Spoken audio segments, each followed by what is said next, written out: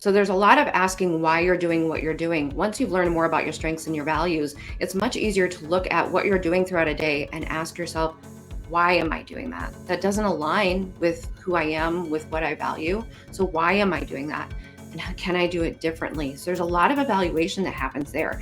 So like I said, within that who are you phase, it's really a recentering so that you can measure everything that you're doing from that point forward on what you found there and how it makes you feel. Your body has an emotional guidance system.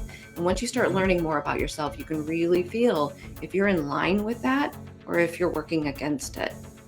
You're allowing people to put it per se on paper of what their values are, and then, like you said, live by them in your daily routine with their family, with friends, whatever it might be. So, at that point, does that change their state in 8 weeks or at the end of 8 weeks?